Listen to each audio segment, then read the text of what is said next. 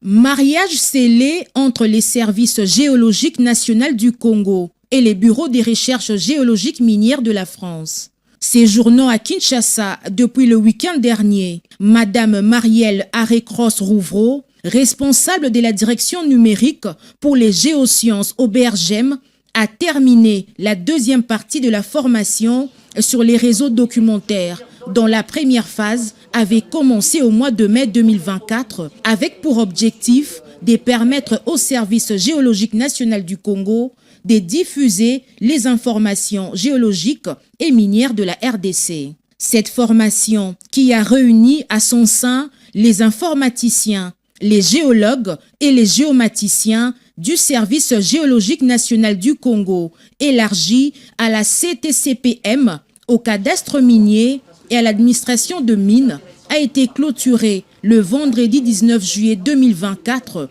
par les directeurs généraux du Service géologique national du Congo, M. Raoul Wazenga. Au cours de la cérémonie, Mme Marielle Arécrosse-Rouvreau, première à prendre la parole, a présenté succinctement les projets suivis de M. Bertrand Boularan, conseiller en mines à la chancellerie politique de l'ambassade de France à Kinshasa, qui a insisté sur la diplomatie minière pour la défense de l'autonomie énergétique de la France et que l'autonomie de la RDC sur son potentiel minier soit le plus affirmée que possible. Madame Marielle, qui avait repris la parole, a fait une présentation des résultats obtenus au terme de la formation. Je suis ici pour clore un projet qui a constitué à mettre en réseau les services dépendants du ministère des Mines. L'idée étant de mettre à disposition et de rendre visible l'information géologique et minière disponible dans les différentes organisations dépendantes du ministère des Mines.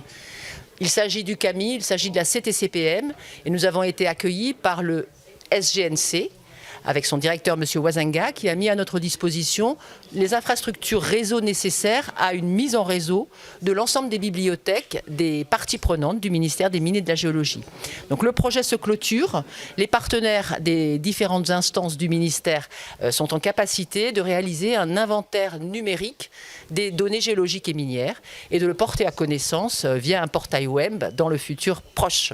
Ils sont bien évidemment capables, ils ont suivi une formation au mois de mai et j'ai toute confiance sur les capacités de chacun d'entre eux à renseigner cet inventaire, à faire une description physique et même intellectuelle des documents, à numériser les documents et à les mettre en ligne le plus rapidement possible. Pour sa part, le directeur général du Service géologique national du Congo, l'homme le plus heureux de la journée, a dans son mot de clôture rendu un vibrant hommage au président de la République, chef de l'État, son Excellence, M. Tshisekedi Tshilombo, pour la justesse de sa vision qu'il place l'homme congolais au centre de l'action. À son Excellence, Madame la Première ministre, qui vise l'intensification de la recherche géologique et minière, ainsi qu'à son Excellence Kizito Opakabomba, ministre de Mines, ces derniers qui prêchent pour la recherche géologique, la recherche, la traçabilité dans la chaîne de valeur. Il a mis un accent particulier sur la documentation,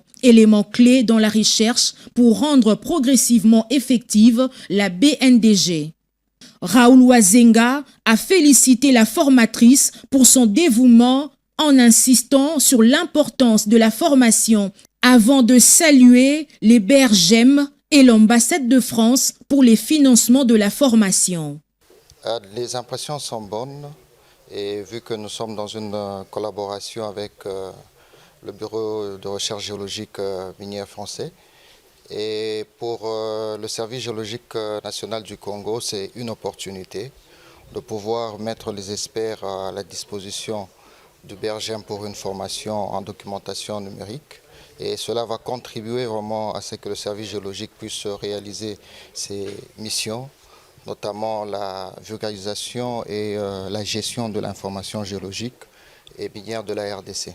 Le DG Raoul Wazenga invite les experts du ministère de Mines à mettre en application les résultats de la formation pour l'intérêt de la RDC.